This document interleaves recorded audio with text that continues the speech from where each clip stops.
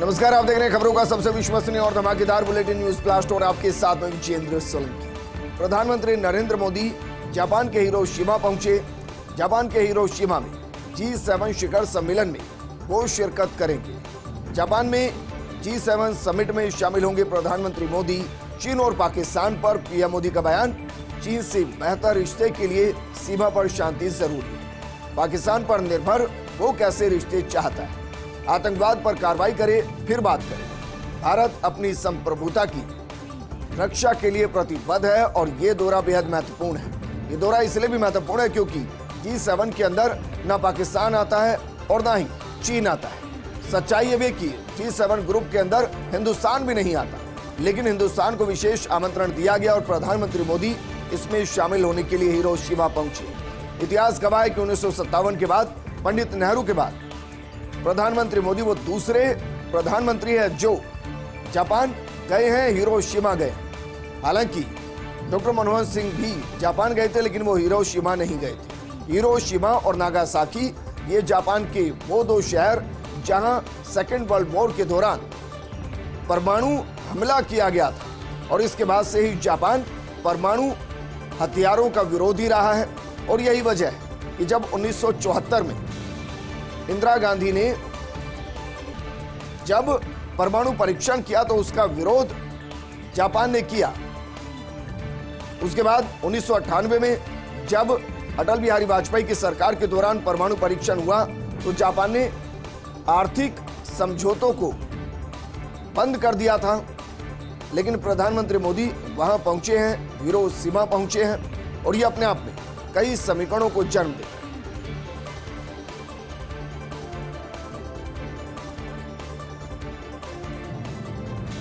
जरा सोचिए, आप सोच सकते हैं कि जो गूगल के सीईओ उनके घर को भी कोई खरीद ले, ऐसा हुआ है। अभिनेता मणिकंदन ने खरीदा है गूगल के सीईओ सुंदर पिचई का घर। चेन्नई के पास अशोक नगर में है सुंदर पिचई का घर और इसी घर में सुंदर पिचई बड़े हुए हैं, या यूं कहिए कि बचपन उनका इसी घर में लौटा। इसी घर की यादें उनके जहन में आज भी हों।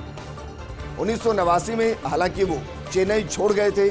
IIT खड़गपुर से मेटा सर्जिकल इंजीनियरिंग में उन्होंने डिग्री ली। बाद में अमेरिका चले गए। अब संभाल रहे हैं गूगल की जिम्मेदारी और घर को संभाल नहीं पा रहे और इसीलिए घर बेच दिया गया, नीलाम कर दिया गया। इस घर में अभी भी रह रहे हैं सुंदर पिचई के माता पिता। जैसे ही घर बिकने की सूचना मिली, मणिकंदन ने सौदा किया। खुद भी रियल एस्टेट डेवलपर हैं अभिनेता निर्माता मणिकंदन। चिलप्पा बिल्डर्स के नाम से 300 घर बना चुके हैं Manikandan. Supreme court justice KM Joseph का विदाई समारोह। जस्टिस KM जोसेफ ने कहा कि बार और बेंच एक ही सिक्के के दो पहलू हैं। बेंच का मतलब यहां जज है और बार का मतलब वकील है। आपकी सहायता के बिना यह अदालत आम आदमी की मदद नहीं कर सकती।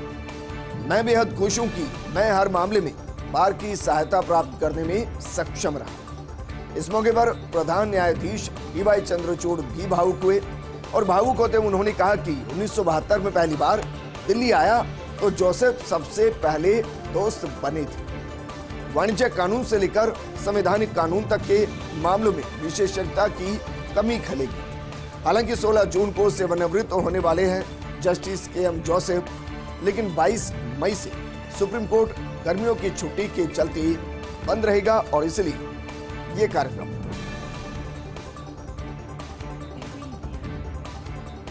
ब्लू वेरीफाइड सब्सक्राइबर के लिए मस्क का ऐलान। एलन मस्क ने ऐलान कर दिया है, या कहीं कि एक और सर्विस उन्होंने ब्लू वेरीफाइड सब्सक्राइबर के लिए दे दी। अब ट्विटर पर कर सकेंगे 2 घंटे तक का वीडियो अपलोड। मस्क ने ट्विटर पर दी इस नए फीचर के बारे में जानकारी। हालांकि यूजर्स मैक्सिमम 8 GB तक का ही वीडियो अपलोड कर सकते, यानी कि अगर आप 2 घंटे का वीडियो अपलोड कर रहे हैं और वो 8 GB से ज्यादा का डाटा उस प्लेटफॉर्म पर डाल रहे हैं तो नहीं जाएगा, लेकिन अगर वो 8 GB तक का है तो चला जाएगा। इससे पहले 1 घंटे तक का वीडियो अपलोड कर सकते थे यूजर्स और अब उसको बढ़ाकर 2 गुना कर दिया गया, यानी कि 2 घंटे कर दिया गया। लिमिट इसमें लगाई गई है 8 GB। हालांकि सच्चाई ये भी है कि 8 GB का डाटा कौन ही अपलोड करता है। क्योंकि 2 घंटे की अगर किसी को वीडियो अपलोड करनी है तो मानकर चलिए वो वीडियो लगभग 700 से 800 MB के आसपास की अपलोड की जाएगी, ताकि जो यूजर्स उसको देखना भी चाहते हैं उनका डाटा मिनिमम कंज्यूम। देश के नए संसद भवन में उत्तर प्रदेश के भदोही जिले का योगदान है। संसद के फर्श पर बिछाए जाएंगे भदोही के हाथ से बुने हुए कालीन। फर्श के 5282 वर्ग गज हिस्से को कवर करेंगे भदोही के कालीन। राज्यसभा में 151 और लोकसभा में बिछेंगे 131 कालीन। संसद भवन में 11 गुना 8 फीट के 282 कालीनों का इस्तेमाल किया जाएगा, यानी कि अगर मानकर चले तो एक कालीन 88 स्क्वायर फीट के आसपास का होगा। कालीनों को वॉल टू वॉल फिट करने का काम युद्ध स्तर पर जारी है। इसके लिए भदोही से भेजे गए हैं 30 से 35 कुशल कारीगर, क्योंकि इसी महीने के अंत में नया संसद भवन देश को समर्पित होगा, क्योंकि प्रधानमंत्री मोदी के कार्यकाल के दौरान ये 9वां साल है जो पूरा हो रहा है, और इस 9वें साल के पूरे होने पर देश को नई संसद मिल जाएगी।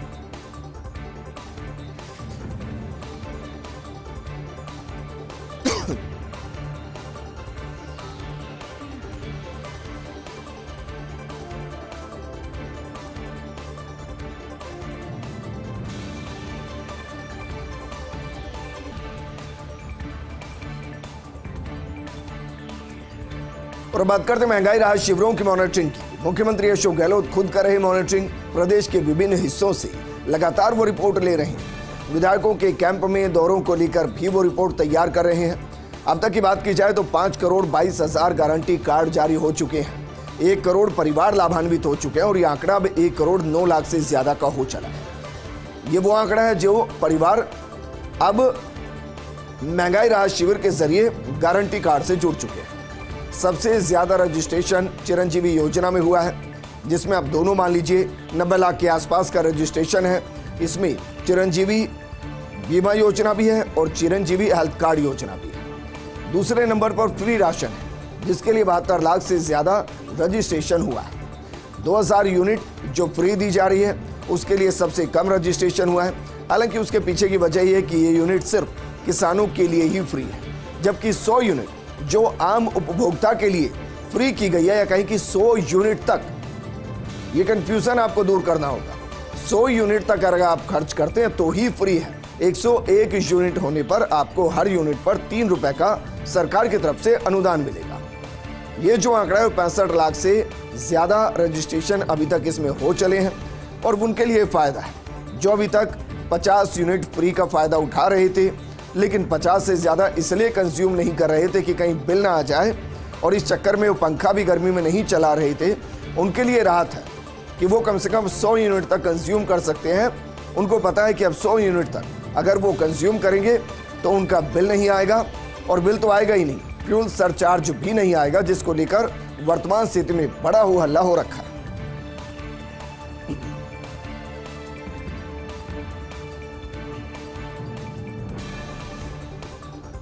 गहलोत के नक्शे कदम पर अब मध्य प्रदेश में कांग्रेस सरकार, या कहें कि कांग्रेस ने मध्य प्रदेश में वादा किया है। 500 रुपए में रसोई गैस देंगे, महिलाओं को 1500 रुपए पुरानी पेंशन योजना बहाल कर देंगे, 100 यूनिट बिजली फ्री कर देंगे, 200 यूनिट कृषि बिजली माफ का वादा किया गया है। तो मानकर चलिए गहलोत के नक्शे कदम पर है। और जो मॉडल गहलोत सरकार ने राजस्थान में लागू किया है, उसकी कुछ चीजों को हिमाचल में लागू किया गया था और उसके दम पर चुनाव जीत गए। कर्नाटक में लागू किया गया, चुनाव जीत गए। मध्य प्रदेश में क्या वाकई में ये फ्री बीज की व्यवस्था जो जनता को महंगाई से राहत दे रही है, ऐसा कांग्रेस कह रही है, क्या वाकई में उसके दम पर मध्य प्रदेश के चुनाव को लड़ा जाएगा? बहरहाल जो भी है, ओपीएस राजस्थान में सबसे पहले लागू हुआ। इसके अलावा 500 रुपए में रसोई गैस सिलेंडर, राजस्थान में महिलाओं को 500 रुपए जो पुरानी पेंशन योजना है उसको बहाल कर दिया जाएगा, 100 यूनिट बिजली माफ कर दी जाएगी, और 200 यूनिट बिजली जो कृषि की है उसको भी माफ करने का वादा किया गया। प्रदेश में इस बार गर्मी का असर कम नजर आएगा। जरा सोचिए, मई का महीना चल रहा है और मई भी आधी से ज्यादा निकल गई, लेकिन जिस तरीके का प्रकोप राजस्थान में गर्मी का दिखाई देता था उस तरीके का दिखाई नहीं दे रहा है। कई पश्चिमी विक्षोभ की सक्रियता से मौसम बदल रहा है, लेकिन सवाल यह है कि मौसम का पैटर्न बदल रहा है या सिर्फ इस बार मौसम में परिवर्तन आ रहा है क्योंकि पश्चिमी विक्षोभ बहुत तेजी से सक्रिय हो रहे हैं। मार्च से शुरू हुआ आंधी और बारिश का दौर अभी भी जारी है। अचानक से मौसम पलटी खाता है। इस बार गर्मी के सीजन में बारिश और ओलावृष्टि होती रही है। 1 मार्च से 18 मई तक सामान्य से 204% ज्यादा बारिश हुई है। इसको मानिए 2 गुनी बारिश हुई है। अगर बात पूर्वी राजस्थान की जाए तो पूर्वी राजस्थान में 271% बारिश हुई है। पश्चिमी राजस्थान में थोड़ी कम जरूर हुई, लेकिन फिर भी मानकर चलिए कि 1.5 गुना बारिश हुई है। 156% ज्यादा बारिश हुई है। अंधड़ आपको दिखाई दिया, बारिश दिखाई दी, ओलावृष्टि दिखाई दी और इसकी वजह से तेवर जो गर्मी के दिखाई देने थे वो दिखाई नहीं दिए। फसलों के लिए मौसम ने अन्नदाताओं का साथ नहीं दिया। बेमौसम बारिश ने गेहूं की फसलों को नुकसान पहुंचाया, लेकिन इसका एक फायदा हुआ है। आम आदमी को फायदा यह हुआ कि 9 तपा यानी कि वो 9 दिन जब सबसे ज्यादा धरती तपती है, वो तपती हुई इस वक्त दिखाई नहीं दे रही, क्योंकि कहीं अंधड़ है, कहीं बारिश है, कहीं ओलावृष्टि है। आगे बढ़ते हैं। अभिनेता शाहरुख खान और समीर वानखेड़े में व्हाट्सएप चैट का खुलासा हुआ है। शाहरुख और वानखेड़े की व्हाट्सएप चैट सामने आई है। चैट में शाहरुख खान ने समीर वानखेड़े से कहा, समर्थन के लिए आपका शुक्रिया। आर्यन के प्रति नरम रुख अपनाएं, मेरे और मेरे परिवार पर दया करें। मैंने कोई बयान नहीं दिया, मुझे आप पर भरोसा है। समीर वानखेड़े ने कोर्ट में दी है व्हाट्सएप चैट की जानकारी।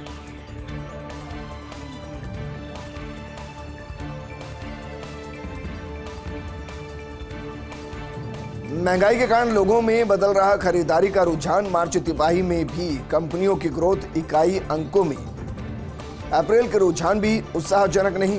लोगों का रुझान बदल रहा है। अब सस्ती चीजें खरीदने की तरफ है उपभोक्ताओं का रुझान। क्विक सर्विस रेस्तरां, लाइफस्टाइल, अप्रैल, डिशपिनरी प्रोजेक्ट रोजमर्रा के सामान पर खर्च कर रहे हैं ज्यादातर उपभोक्ता, और इस वजह से बड़ी बड़ी कंपनियों के तिमाही के परिणाम बहुत ज्यादा उत्साहवर्धन नहीं करते।